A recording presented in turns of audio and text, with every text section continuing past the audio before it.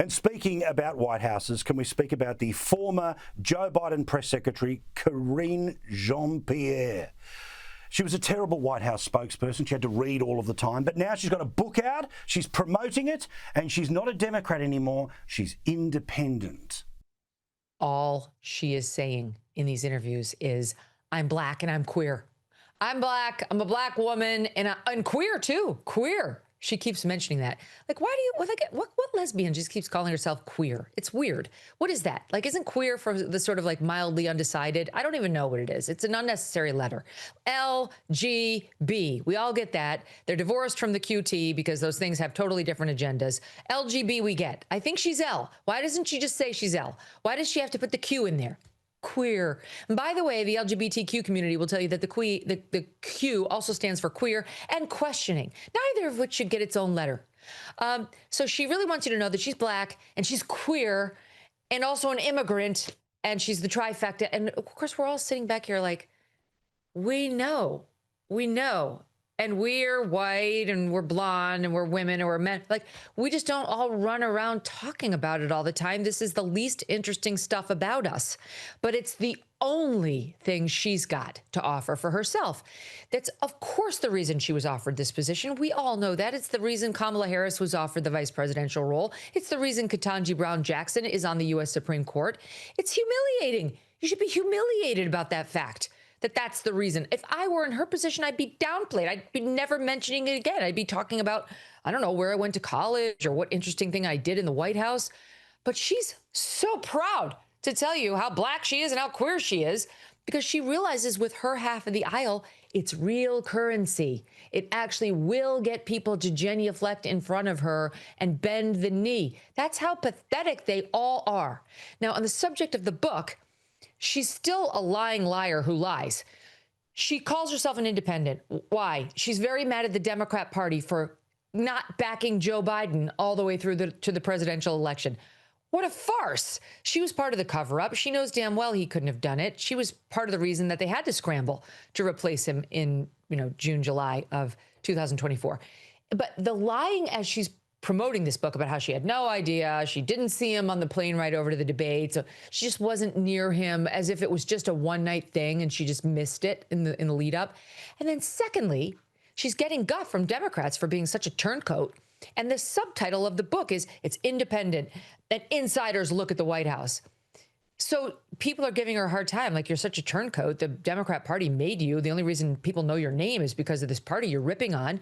Why would you betray, like the Bidens too, by giving the insiders account of the White House?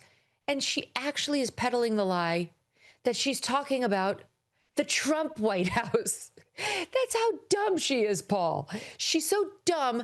It's like when your kid comes downstairs with the blanket over his head and he thinks because he can't see you, you can't see him, and you all play along. And that's fine when they're two. But this woman is a grown adult, and she actually is too stupid to realize we all know that's a lie. What do you mean? Why would you subtitle your book "An Insider's Look at the Trump White House"? Which, by the way, makes no sense because you have no insider's perspective on that whatsoever. So I don't know who's buying this book. Probably not many people. And I guess my only thought on it is it's been good for the laughs on the identity politics reminder.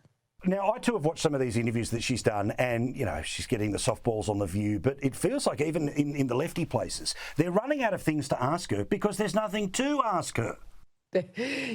Because she already put up her force field of black and queer, black and queer. It's a force field. You're not allowed to ask tough questions. You can't probe her on her stupidity because in their world, that makes you a racist, right? Like, it's actually what they're actually doing is racist, not asking questions because they think this black queer person can't handle them. P.S. It's not her skin color or her sexuality. It's her stupidity. It's the 2 brain cells she needs just to make it to moron IQ. So that's why they pussyfoot around it. If it were a white male, even as a Democrat, they would go harder on him. And certainly a white male Republican like a Sean Spicer would be getting his jugular handed to him, even by the ladies of The View. But it's such a diminishment of her, the way they treat her. They know she can't handle it. And meantime, in her book, she writes about The View like it was, I don't know. I mean, like a seat at the royal palace with the king and queen. She's like, Whoopi gave me her cell phone number. Whoopi. And then she's like, Sarah Haynes gave me a hug. Sunny Hostin told me I do a great job. It was literally the way like a 12-year-old would write in her diary about paying a visit to a set like that or to any important people who gave the person perfunctory, nice commentary as a parting salutation.